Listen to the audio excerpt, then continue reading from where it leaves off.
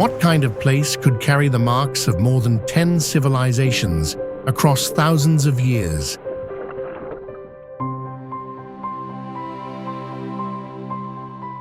A land where empires collided, myths were born, and history never truly disappeared. That place is Sicily, the largest island in the Mediterranean.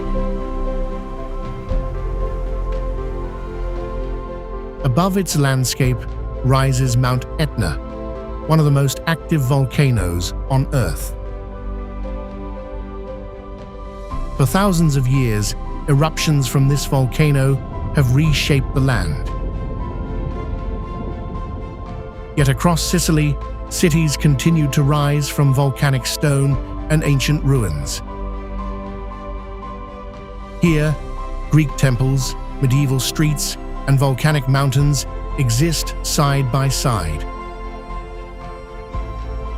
But Sicily is more than just history carved in stone. Join us as we journey across this island to uncover the stories hidden within its volcanoes, cities, and ancient ruins.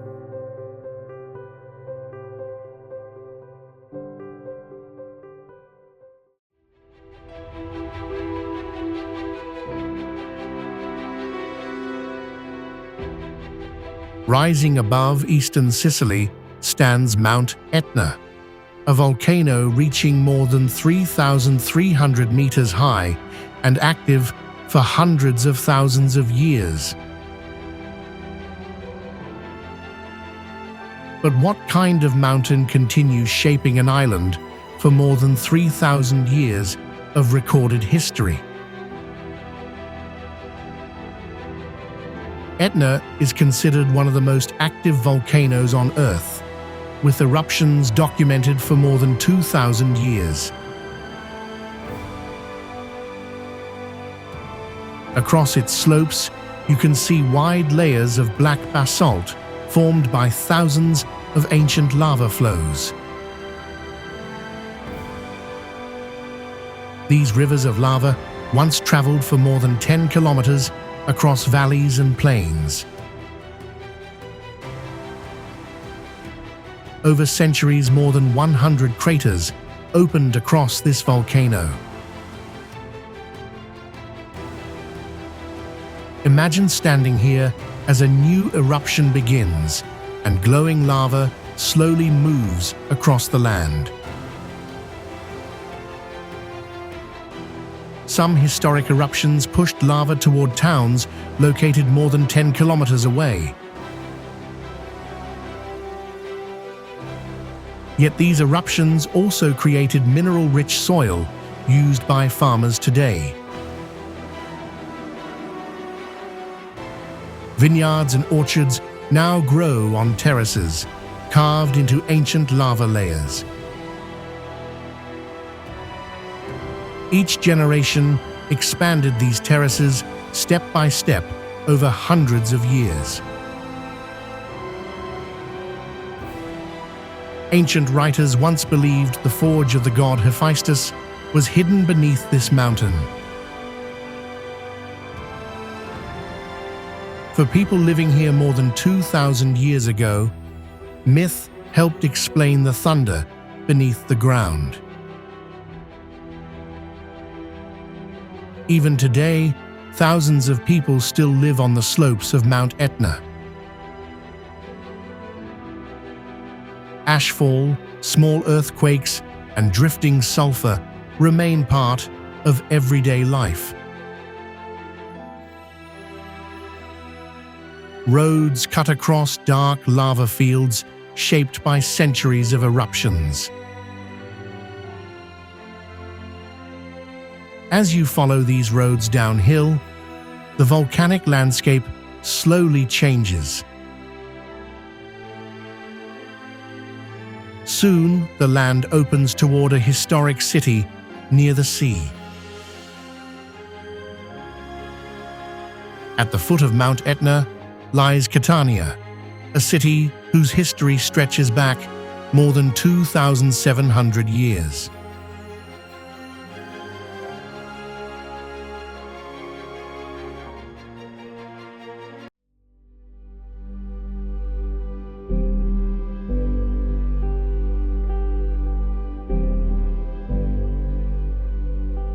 From above, the city appears calm, spread along the eastern coast of Sicily beside the Mediterranean Sea. Yet beneath these streets lies a far more dramatic story, written by volcanoes and earthquakes. Catania was first founded by Greek settlers during the 8th century before Christ.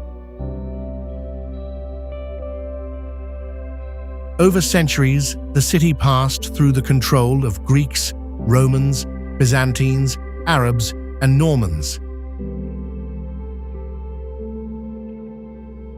Each civilization left traces in stone, streets, and monuments across the city. But nature often proved more powerful than any empire.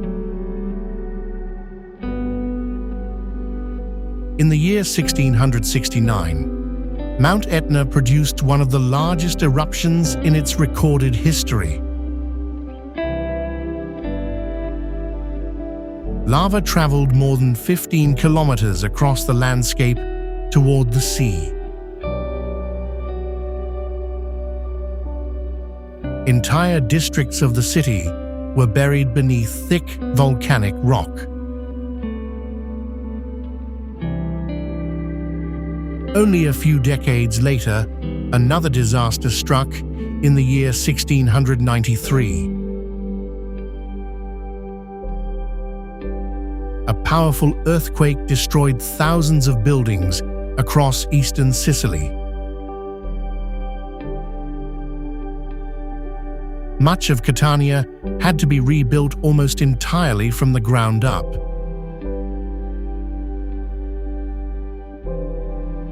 This reconstruction created the Sicilian Baroque city that you see today. Many buildings were constructed using dark basalt stone from Mount Etna itself. As you walk through the city, you can see streets paved with the same volcanic rock. Even the city's famous symbol is carved from basalt. In the main square stands a small elephant statue, believed to date back nearly 1,000 years.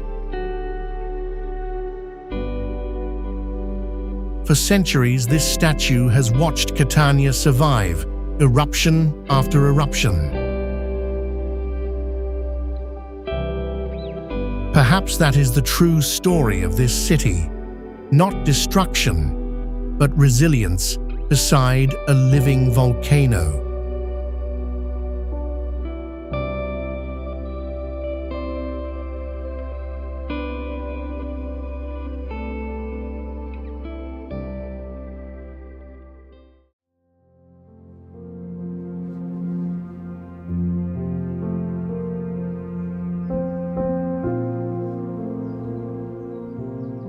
High above the eastern coast of Sicily stands Taormina, a town perched nearly 200 meters above the Mediterranean Sea. From here, the coastline stretches for dozens of kilometers in both directions. Behind the town rises Mount Etna, still active after thousands of years.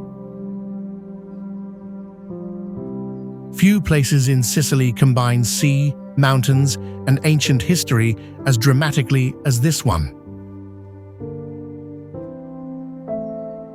But how did a small town on a cliff become one of Sicily's most famous places? The story begins more than 2,300 years ago. Around the 3rd century before Christ, Greek settlers established a city here, overlooking the sea. They chose this location for one simple reason: the view. From this height, you can see the sea, the coastline, and the volcano all at once. At the heart of the town stands its most famous monument, the ancient Greek theatre. Built more than 2,000 years ago, the theatre was later expanded by the Romans. Nearly 10,000 spectators could once sit here, overlooking the sea. Imagine watching a performance here, while the Mediterranean stretches endlessly beyond the stage. Even today, the theatre remains one of the most dramatic performance venues in the world. The stone arches frame Mount Etna in the distance, like a natural stage backdrop. Over centuries, Taormina attracted travelers, artists, and writers from across Europe. By the 19th century, it had become a destination for early travelers exploring Sicily. Today, millions of visitors come each year to walk its narrow, medieval streets. But stand quietly for a moment, and you can still feel the ancient world beneath your feet. In Taormina, history, landscape, and architecture merge into a single, unforgettable view.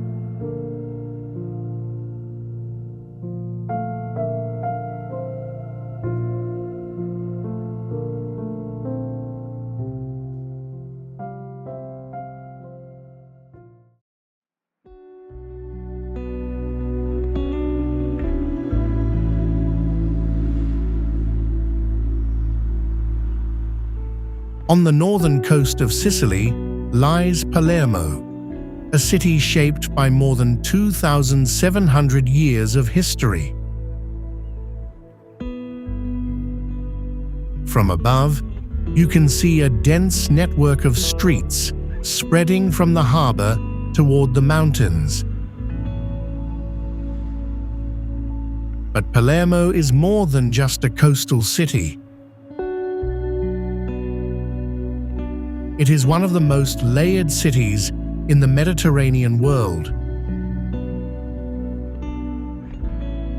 Over centuries, different civilizations shaped the city one after another. The story of Palermo changed dramatically during the 9th century. During that time, Arab rulers transformed the city into one of the largest cities in Europe. Markets filled the streets and gardens spread across the surrounding land. Narrow trading corridors connected homes, mosques, and marketplaces. But another transformation arrived during the 11th century. Norman rulers conquered Sicily and made Palermo their royal capital. They built palaces, churches, and fortified walls across the city. Instead of replacing Arab structures, many Norman buildings incorporated them. This unusual mixture created one of the most unique architectural styles in Europe. Walking through Palermo today, you can see Arab arches beside Norman towers. In some streets, 3 different centuries appear within a single block. Have you ever seen a city where so many civilizations remain visible at once? Palermo is a place where history was never erased, only built upon. Every street corner reveals another chapter of Sicily's long story. In Palermo, the past is not hidden beneath the city, it is the city itself.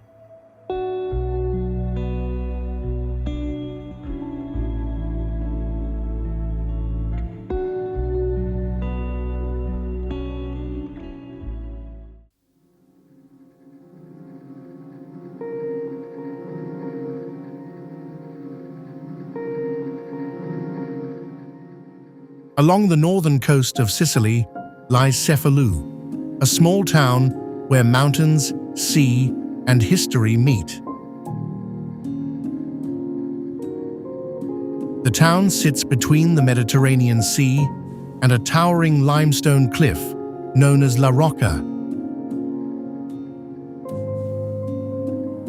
This cliff rises more than 200 meters above the coastline.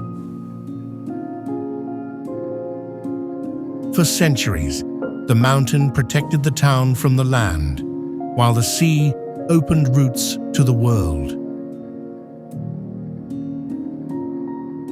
But Cefalù is most famous for the cathedral that dominates its central square. The cathedral was built during the 12th century under the Norman king Roger II. According to tradition, the king ordered the church after surviving a violent storm at sea. When you stand in front of the cathedral, you can see 2 massive Norman towers rising above the town. Inside the cathedral appears one of the most beautiful mosaics in Sicily. The image of Christ Pantocrator looks down from the apse above the altar. The mosaic was created by Byzantine artists nearly 900 years ago. Even today, the golden tiles still reflect light across the cathedral interior. Walking through Cefalù, you move between medieval streets, fishermen's houses, and small seaside squares.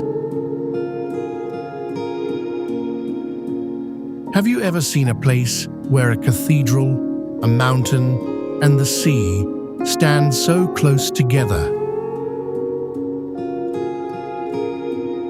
In Cefalù, centuries of history remain quietly preserved between the rock and the sea.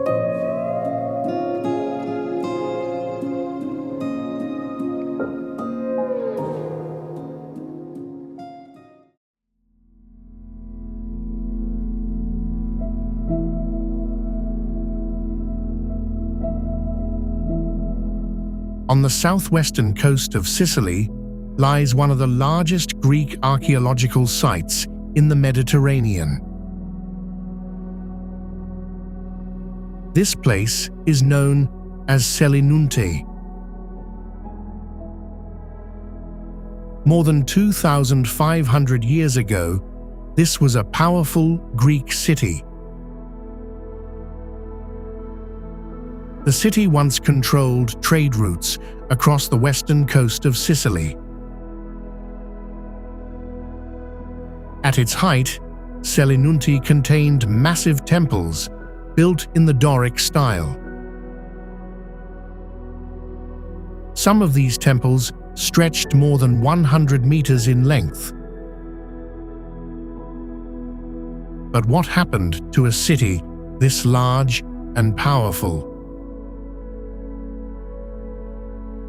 In the year 409 before Christ, the city was attacked by Carthaginian forces. The destruction was so sudden that many construction projects were abandoned instantly. In nearby quarries, you can still see stone blocks half cut from the bedrock. Column drums lie scattered across the ground, exactly where ancient builders left them. Walking here today, you can still trace the outlines of enormous temple foundations. One unfinished structure, known as Temple G, was planned to reach nearly 110 meters in length. Imagine the scale of the city when these temples once stood fully intact. Today, Selinunte remains a vast landscape of stone, where the silence of ruins tells the story of a lost Greek city.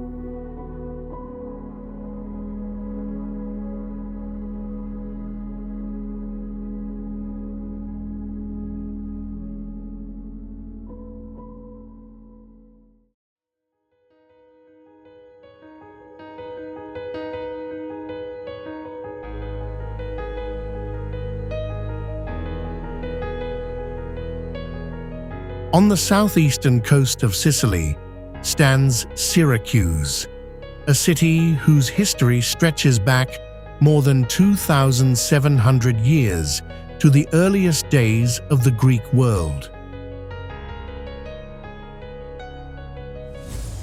Founded during the 8th century before Christ by Greek settlers from Corinth, Syracuse quickly grew into one of the most powerful cities in the Mediterranean.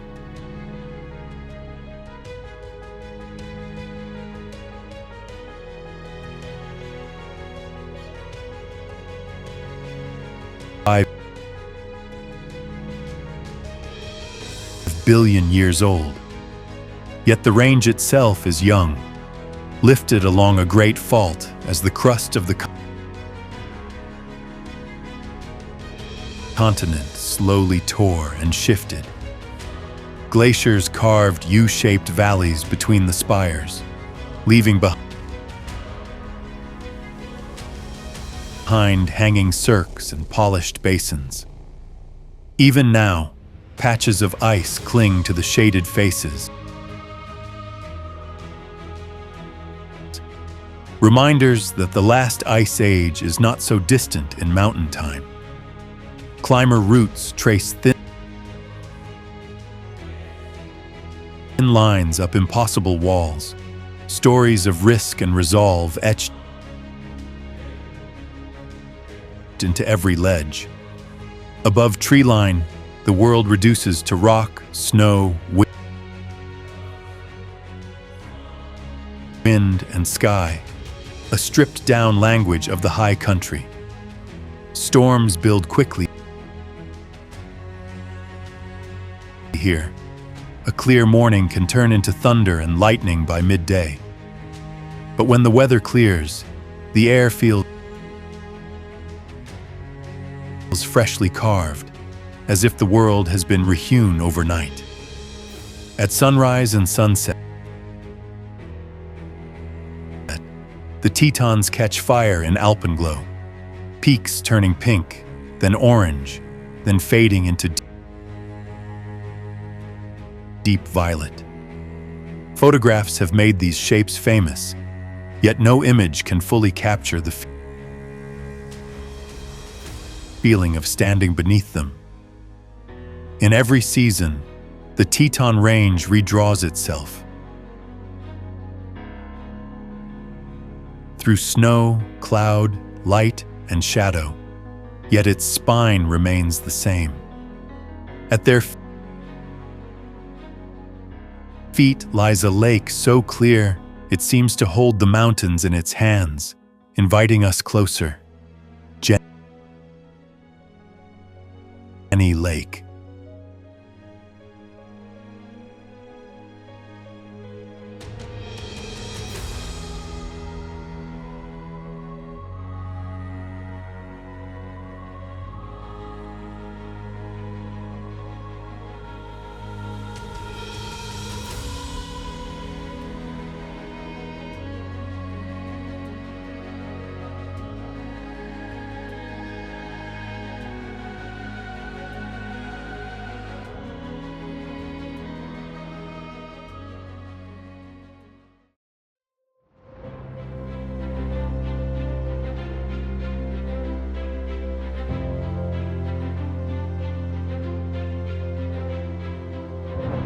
Cradled at the base of the Tetons, Jenny Lake feels like a quiet pause between stone and sky.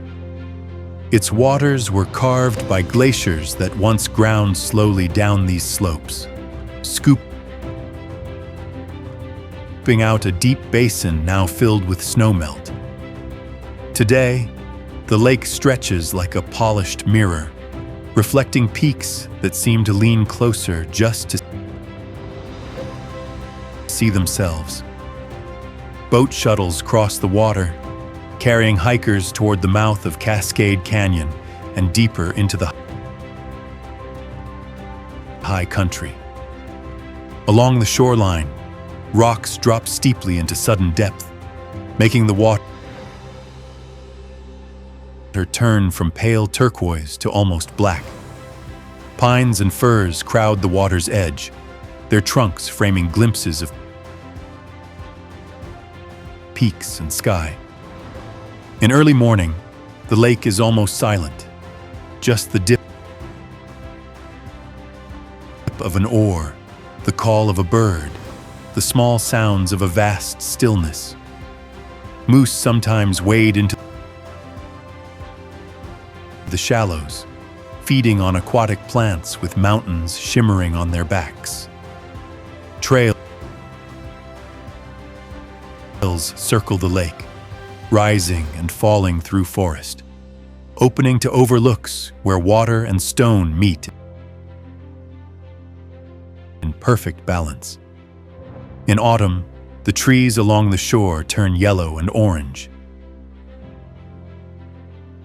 scattering their colors across the lake with every breeze.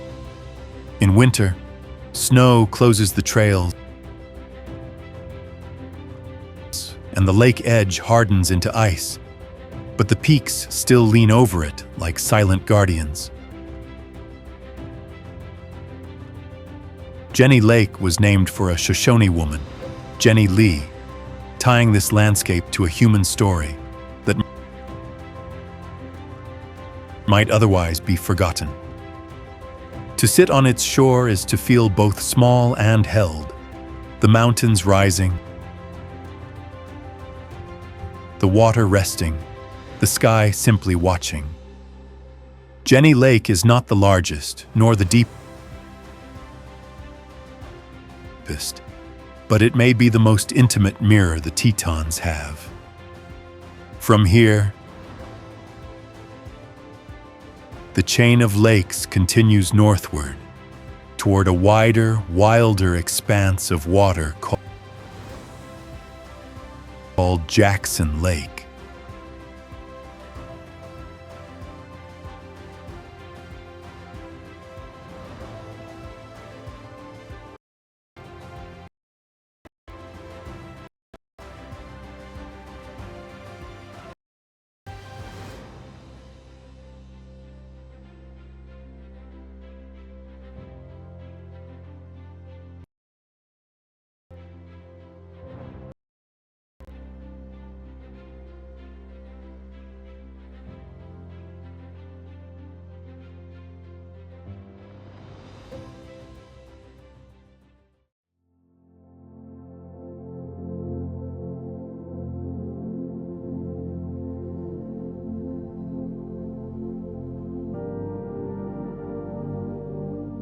Beartooth Highway climbs toward the sky, tracing one of America's highest and wildest alpine roads.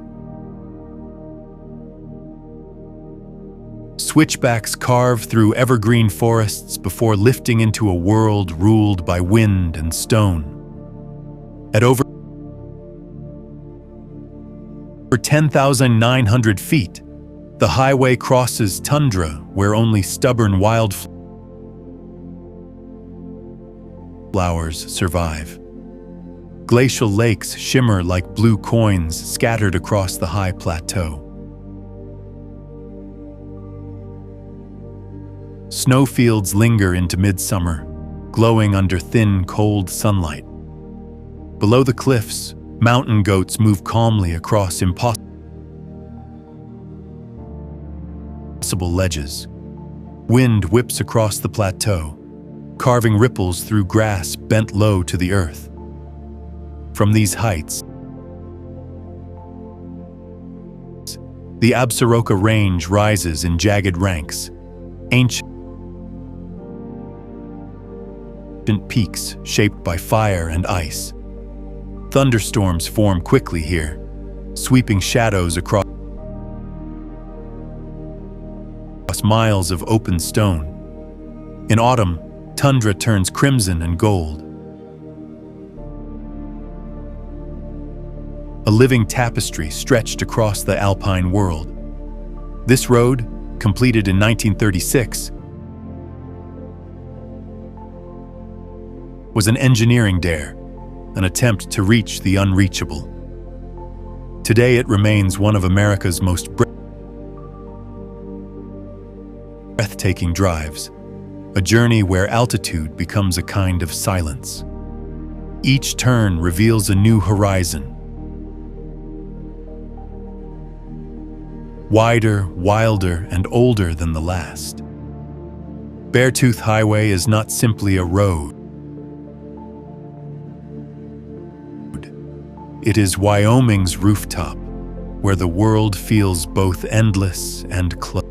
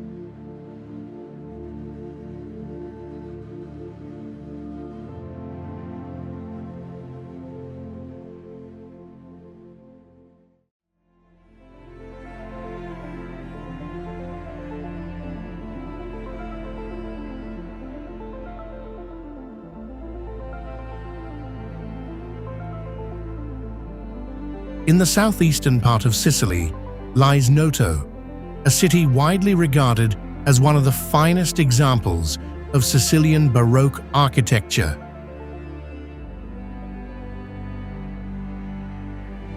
The city you see today did not grow slowly over centuries, but was almost entirely rebuilt during a single historical moment.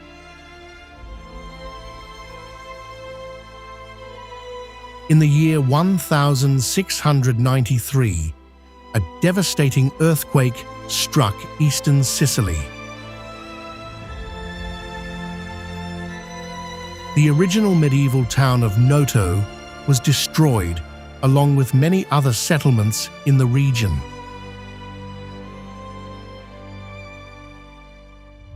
Instead of rebuilding on the same site, the inhabitants decided to construct a completely new city nearby. Architects designed the new Noto with wide streets, open squares, and grand architectural perspectives.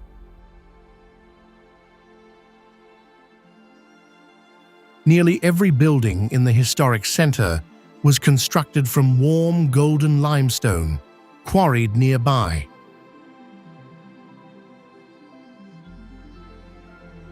Under the Mediterranean sun, this stone reflects light and gives the entire city a glowing, honey-colored appearance. The main street, known as Corso Vittorio Emanuele, leads visitors through the heart of the Baroque city.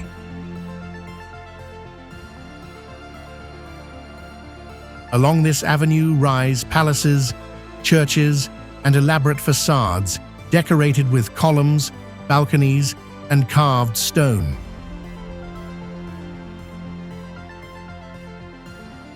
At the center stands the Noto Cathedral, whose wide staircase forms one of the most iconic views of the city.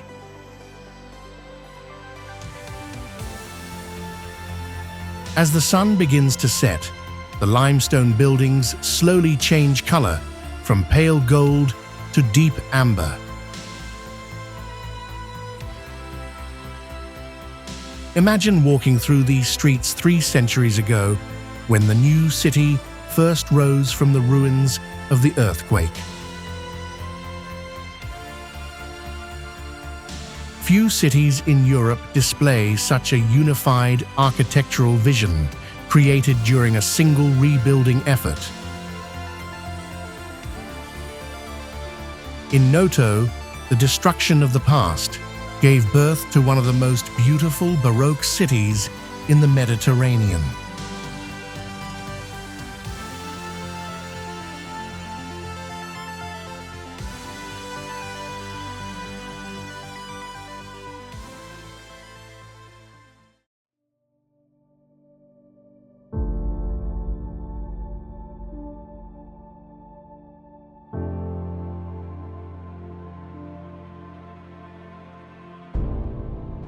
In the southeastern hills of Sicily stands Ragusa, a city shaped by disaster, reconstruction, and remarkable architectural vision.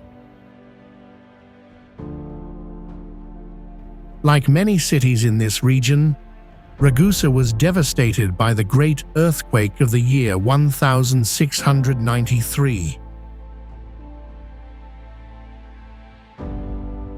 The destruction forced the inhabitants to rethink how and where their city should be rebuilt. Instead of forming a single new city, Ragusa developed into 2 distinct urban centers. The older settlement remained in the deep valley and later became known as Ragusa Ibla. Meanwhile, a newer district was constructed higher on the plateau above the valley. This upper town eventually became known as Ragusa Superiore. From the air, the 2 districts appear like separate cities, connected across a dramatic landscape. Ragusa Ibla preserves the dense street pattern of the medieval town that existed before the earthquake. Narrow streets wind through stone houses built along steep slopes and terraces. Churches and palaces rise unexpectedly between tight clusters of buildings. The most impressive of these is the Cathedral of San Giorgio, dominating the old city skyline. Its grand staircase and curved Baroque facade create one of the most dramatic architectural compositions in Sicily. Meanwhile, Ragusa Superiore reflects a different vision of urban reconstruction. its streets are wider and more regular, following a more planned urban design. Together, these two districts form a rare example of a city rebuilt in two different ways after the same disaster. Standing at the edge of the valley, you can see the layered roofs of Ragusa below. Above them rises the higher grid of Ragusa Superiore. Have you ever seen a city where two different urban visions share the same landscape? In Ragusa, the memory of disaster became the foundation for two remarkable cities growing side by side.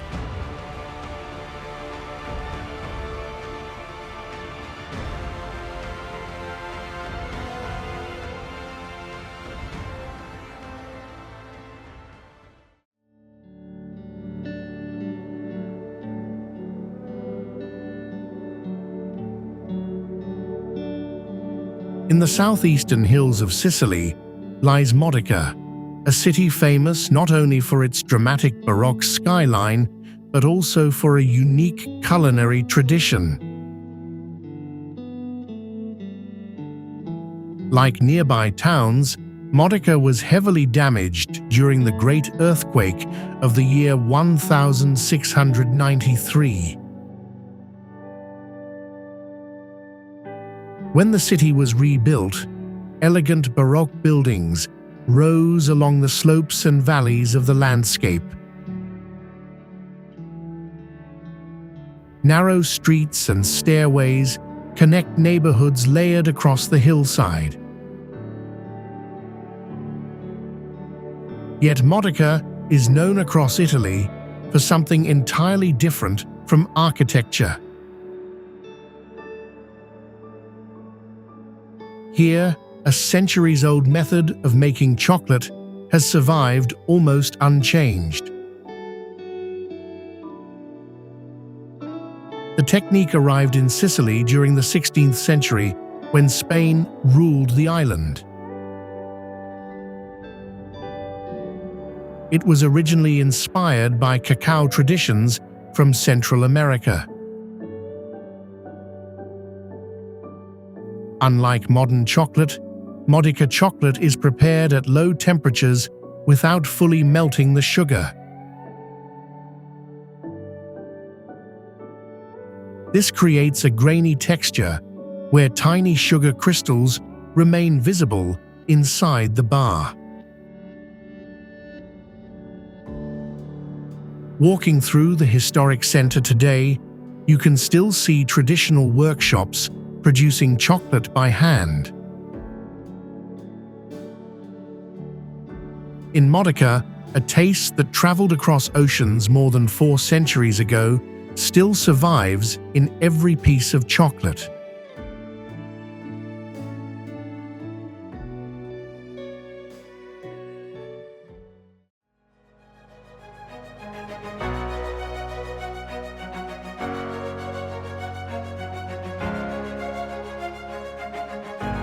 Along the southern coastline of Sicily rises one of the most unusual natural formations on the island, a place where wind, water, and time have slowly sculpted the land into something almost architectural. This striking white cliff is known as Scala dei Turchi, a name that has echoed through Sicilian legends for centuries. Unlike the dark volcanic landscapes found across much of Sicily, this formation is made of soft white limestone shaped millions of years ago beneath an ancient sea. Over thousands of years, waves and coastal winds gradually carved the rock into smooth terraces that slope gently toward the Mediterranean. Seen from above, the formation resembles a giant staircase descending into the sea. The name Scala dei Turchi literally means the stair of the Turks. Local legends say Ottoman pirates once used these natural steps to climb ashore along this coast.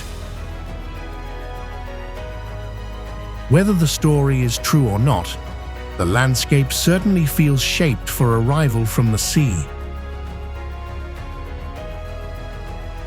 From the top of the cliff, the view stretches for miles along Sicily's southern coastline. In bright sunlight, the pale stone reflects light almost like polished marble. Visitors walk slowly across the smooth terraces carved by centuries of erosion. The contrast between the white rock and deep blue sea creates one of Sicily's most photographed landscapes. Photographers often wait for sunset when the white limestone turns golden in the evening light. Shadows slide slowly across the curved stone, revealing the shapes carved by time. Imagine approaching this coast from a sailing ship centuries ago. The bright cliff would have appeared like a natural monument rising from the sea.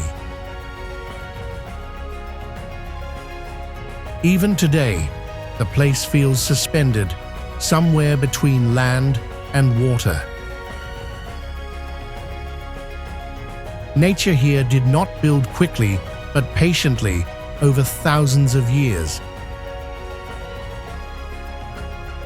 Have you ever seen a coastline that looks almost designed rather than shaped by nature? At Scala dei Turchi, the sea itself seems to have carved a staircase into the edge of Sicily.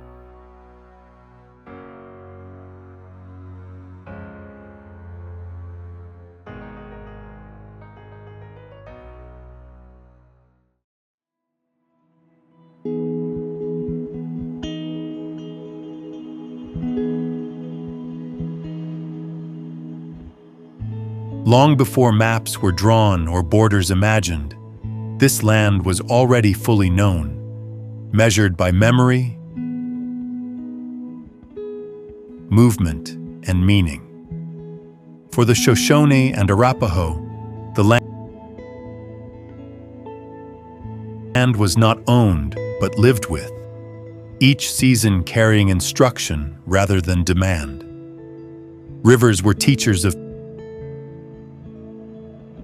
patience, showing how persistence shapes stone without force.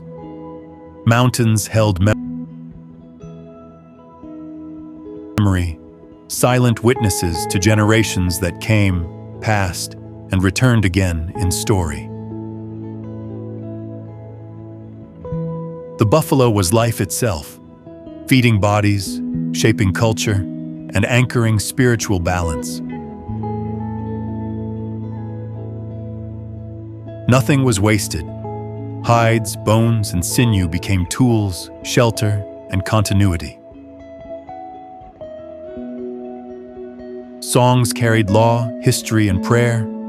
Voices becoming memory passed through breath.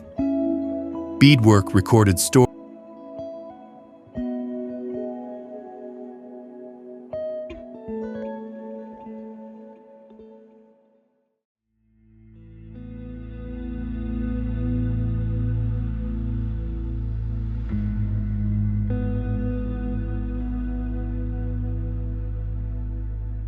As the grasslands fade, the world erupts into red stone, cliffs carved by time and water. Flaming Gorge. The reservoir stretches across the Wyoming-Utah border, a ribbon of deep blue wrapped in crimson stone. The gorge was carved by the Green River, its ancient currents still visible in the curves of the canyon walls. When the dam was built in the 1960s, the valley filled with water, creating one of the West's great bodies of shimmering blue. Red cliffs rise hundreds of meters, glowing at sunrise like iron brought to flame. Boats drift across the reservoir, their wakes tracing silver patterns on the blue surface. Ospreys hunt the shallows,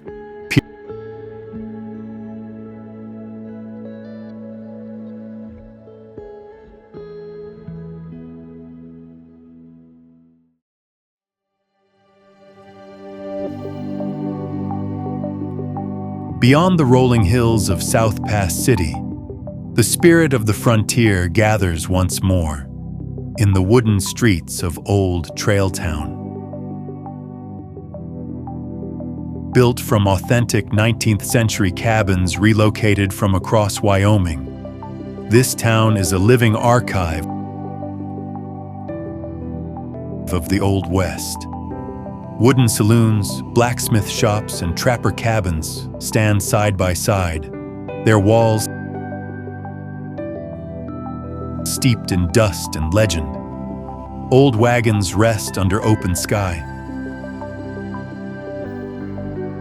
their wheels cracked, but still holding the memory of long crossings. The silence feels different here, less empty, more expectant, as if the past has not fully left. Graves of notable outlaws and scouts lie nearby, marked by weathered wood and simple stone. In the late light, the cabins glow like lanterns, warm with memory, fragile against time. Here, frontier life feels close enough to touch. The tools, the doors, the stories still clinging to the beams. Horses graze beyond the fence lines, completing the feeling that time has folded back on itself. The Teton wind still finds its way here, carrying dust, scent, and history. Old Trail Town is not a reconstruction. It is a